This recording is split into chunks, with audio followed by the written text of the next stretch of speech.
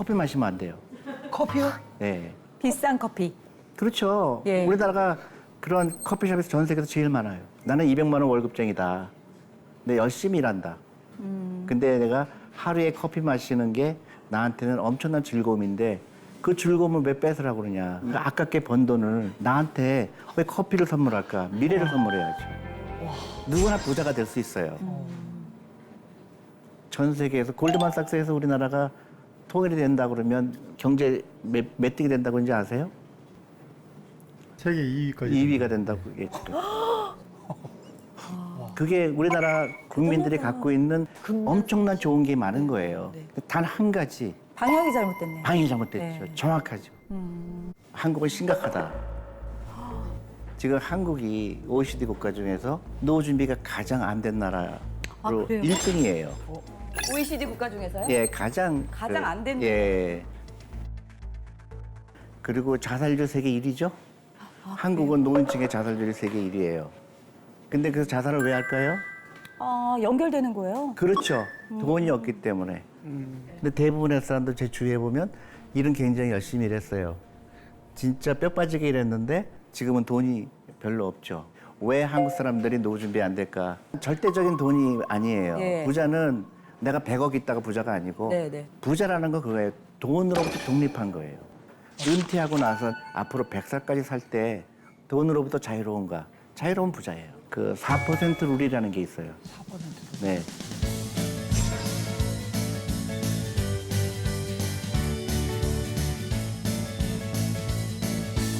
(4천만 원이 내 1년 생활비예요). 그러면 역으로 계산이 가능하잖아요. 그러면 그거를 모으기 위해서 지금부터 라이프 스타일을 바꿔야 되죠. 왜 한국은 부자가 안 될까요? 근데 한국은 절대적으로 가난할 수밖에 없는 라이프 스타일이 있죠. 그걸 이제 금융 문맹이라고 그래요. 금융 문맹이라는 거는 돈을 어떻게 버는지, 그 돈을 어떻게 투자하는지 전반적인 돈에 대한 지식이죠. 근데 그게 없는 사람은 나중에 굉장히 불행한 미래가 기다리고 있는 거죠. 근데 금융 문맹은요, 질병이라고 그래요. 질병이요? 질병이에요. 병이에요. 근데 이게 무서운 게 전염성이 엄청나게 높아요. 그래서 한 사람의 잘못된 금융 지식이 내 자녀들을 가난하게 만들고 국가를 가난하게 만들고 나중에는 후진국으로 떨어지게 되는 거죠. 그러니까 금융 문명에 가장 잘 나타난 게 첫 번째가 자녀 교육이에요. 근데 더 잘못된 거는 사교육비죠. 사교육. 1년에 20조, 30조가 학원비에 들어가요. 부자가 안 되는 이유, 그 사교육비. 그건 무조건 끊어야 돼요. 네. 그러니까 당장 끊어야 돼요. 네.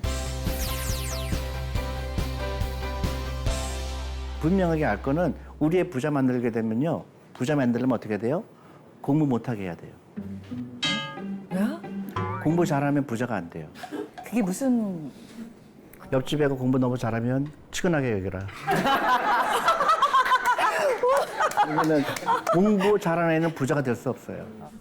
그럼 대표님 공부 못 하셨어요? 전 자퇴했습니다. 네, 자퇴했어요. 공부는 하고 싶은 아이만 하면 되죠. 그리고 나머지는 어떻게 되죠? 사업을 해야 되고 기업을 이뤄야 되고 그래서 그런 사람들이 많아야 부자가 많이 늘어나겠죠. 근데 한국은 뭐라 그러죠? 공부 열심히 해라. 좋은 대학 가라. 좋은 데 취직해라. 부자 될 수가 없는 교육이에요. 그게 결정적인 미스테이크죠. 공부 잘하는 아이들은 시야가 좁죠. 이 세상에 이런 시험에 나와 있지 않는 게 대부분이죠. 여러분들 우리 아이가 공부를 잘해야 된다는 이유가 뭐예요? 저는 잘해야 된다라기보다 앞으로 네 삶을 멋있게 재미나게 그게 이제 살라. 문맹인 거죠. 그게 금융 문맹인 거죠. 아니 정말이에요. 가만히 있어 나처럼. 잘, 저도 말할까 말까 하다가 보고 아니에요. 안 되겠다. 네. 다 말을 하세요. 그러니까 옆집에서 그렇게 한다고 그래서 따라가는 게 아니고요. 우리 애는 그 돈으로 가지고 뭘 할까요? 투자를 해주는 거예요. 그 사교육비에 100만 원, 200만 원 쓰이는 거를 아이들을 위해서 투자를 해줬다 그러면 그 아이가 성인 됐을 때 그 돈으로 뭐 하죠? 창업을 할 수가 있는 거예요. 맞아. 창업. 다 대기업 가는 건 아닌데. 아이는 그 돈 가지고 그죠. 창업을 하는 거죠. 그게 너무 자연스러운 건데 한국은 고정관념이 있어요.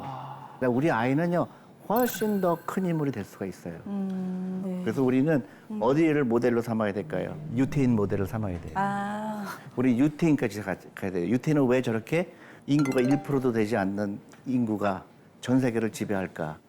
뉴욕의 그런 경제 중심의 중요한 자리도 유태인들이 굉장히 많이. 거의 유태인이죠. 네. 모든 월스트리트에 있는 모든 증권회사 이름이 유태인 이름이죠. 아, 그래요? 뭐 골드만, 뭐 리만 그 다 유태인 이름이죠. 왜 유태인들 저렇게 성공적인 라이프를 살을까? 신기하더라고요. 신기하죠? 네. 이유가 있어요. 결정적인 문화적인 차이가 있어요. 유태인은. 유태인은 성인식을 몇 살 때 하죠? 13살. 맞아요. 정확합니다. 13살에 해요. 그래서 이때 전 친척들하고 친구들이 모여요. 그래서 세 가지를 갖고 와요. 세 가지. 첫 번째로는 그 구약 성경을 갖고 옵니다. 성경. 그리고 두 번째는 시계를 갖고 시계. 시계. 시계. 예. 세 번째로는 현금을 갖고 와요. 돈이요? 예, 한 5천만 원에서 6천만 원이 모여요. 그 5천만 원 가지고 엄마가 갖는 거 아니에요? 행사 끝나고? 뭐 그런 사람도 엄마가 갖는 거 아니에요? 행사 끝나고? 뭐 그런 사람도 있을지 모르지만 예. 그거는 내가 안 알아봤습니다. 그때부터 그 관리를 시키는 평균적으로 거예요, 돈에 대해서? 모이는 돈이 약 5만 불이라고 하니까. 거의 결혼 자금보다 많네요. 그렇죠. 근데 그 돈 가지고 예, 예. 이 아이는 경제적 독립을 이루기 위해서 투자도 가르쳐주고 야, 빠르다. 그다음에 유태인들은 온 가족이 저녁을 같이 먹어요. 그때 무슨 얘기하냐면 돈에 대해서 얘기를 하죠. 우리 집이 빚이 얼마다든가 아이들을 성인 취급하는 거죠. 사실 생각을 바꾸고. 어렸을 때 돈 알면 안 된다고. 그렇지. 돈 주지만 엄마들이 주면 안 된다 뺏어가고. 그러고 뺏고 네. 통장에 있어 이러고. 돈 밝힌다고 막 그러잖아요. 왜 이렇게 돈을 밝히니? 막 이런 얘기도 하고. 밝히게 만들어야죠, 애들. 그러니까 이게 잘못 알고 있어서. 밝히는 게 좋은 거죠. 그러니까 아이들한테 어렸을 때부터 돈의 귀함을 가르쳐주고 돈을 어떻게 가치를 벌고. 알려주고. 그렇죠. 이 돈이 그리고 돈을 벌어보게 하고. 근데 우리나라는 몇 살 때부터 투자하죠? 사람들? 뭐 취업하고 뭐. 그쵸, 그렇지 한 않아요? 아니 60살부터 해요. 60살부터. 뭐라고? 뭐 10세부터? 아무도 안 가르쳐주다가 갑자기 은퇴하니까 큰일 났구나. 아, 퇴직금. 네, 그러니까 어머나. 퇴직금 가지고 치킨집 차리거나 아니면 그래, 치킨집. 막 사람들한테 물어봐서 무슨 주식 사야 돼? 뭐 부동산은 어디가 좋아? 그때부터 생각하니까 맞아. 그때부터 한국의 빈곤율은 높아질 수밖에 없는 거죠. 대표님도 자제분들한테 그렇죠. 계속 사주고 있죠 펀드를. 그리고 우리 생일날 펀드로 사주고 있고. 생일 선물로. 그럼요. 오. 그러니까 금융 문맹이라는 건요. 금융 문맹에서 벗어난다는 거에 가장 중요한 거는 돈이 나를 위해서 일한다는 거를 깨닫는 거예요. 주식에 투자하는 이유를 간단하게 설명드릴게요. 네. 그럼 좀 이해가 쉬울 거예요.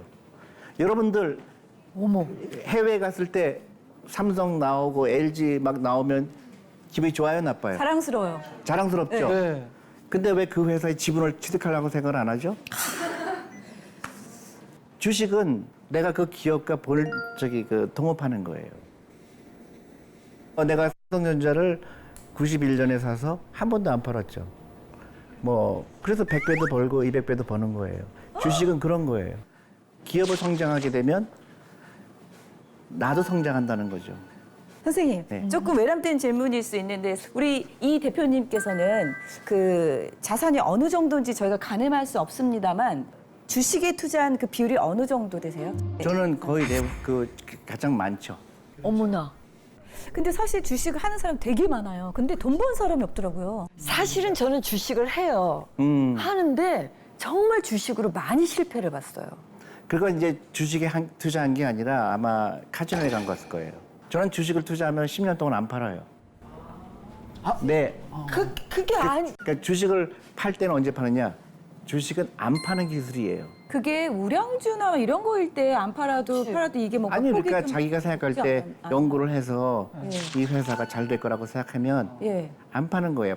어머나. 몰랐어. 그- 진짜 그런- 사고 팔고 하는 건 줄 알았어. 그렇죠. 그러니까 그거는 기술이 아니에요. 제가 아는 분은 IMF 직전에 제일은행에 몰빵을 하셨어요. 그것도 SK텔레콤을 다 팔아가지고 IMF 98년에 SK텔레콤을 다 팔아서 제일은행에 몰빵하셨는데 이유가 뭐 소스가 그때 있어요. 경제가 이제 안 좋아지는 게 막 이제 오니까 네. 아 우리나라에서 제일 안전한 거 나라가 망하지 않은 한 은행. 은행은 안 망한다. 은행 중에 1등 그때 제일은행. 거기에 넣으셨어요. 야, 그래서 그 소신 있게. 당시로는 뭐 합리적인 판단인데 네. 그거를 끝까지 쭉 갖고 계셨어요. 소각될 때까지.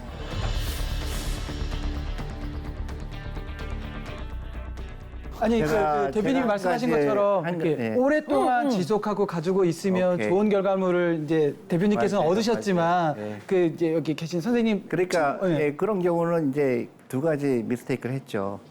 첫 번째 미스테이크는 여러 종목에 분산하지 않은 미스테이크가 있고 몰빵. 그건 아주 극단적인 얘기죠. 그러니까 저도 IMF를 겪었죠.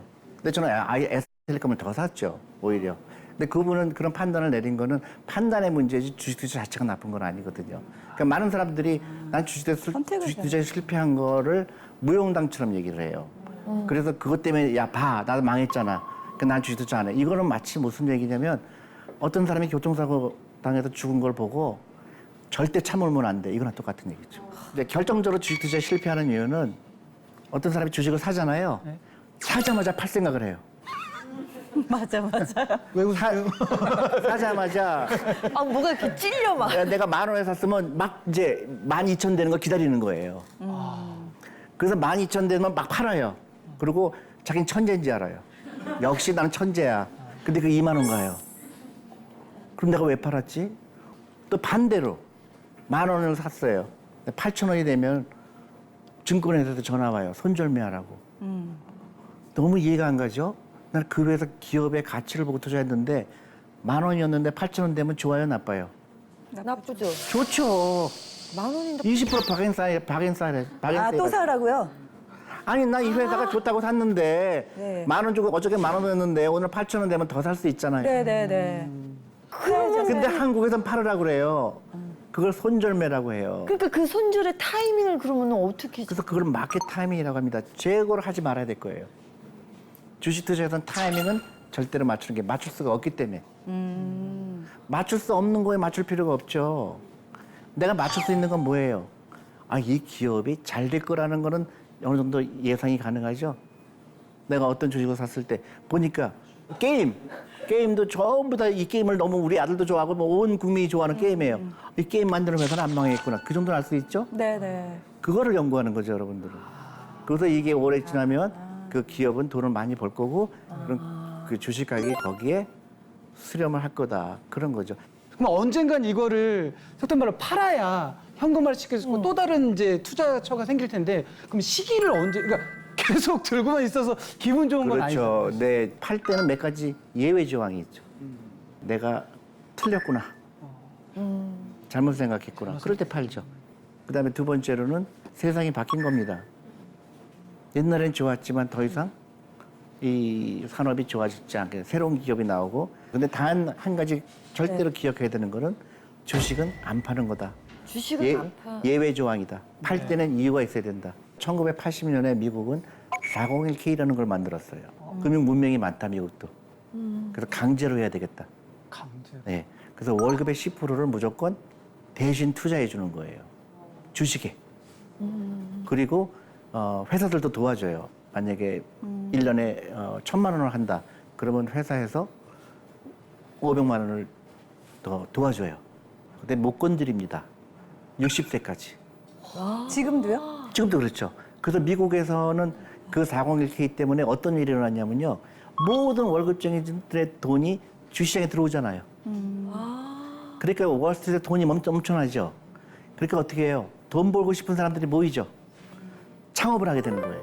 1980년도부터 지금까지 생긴 미국의 기업들 보세요. 애플, 아마존, 넷플릭스 다 엄청난 기업을 이뤘잖아요. 그 돈이 그 돈이었어요? 예, 그렇죠. 1980년도에 미국에 영리한 사람들이 결정한 거예요. 한국도 그렇게 돼야 되겠죠.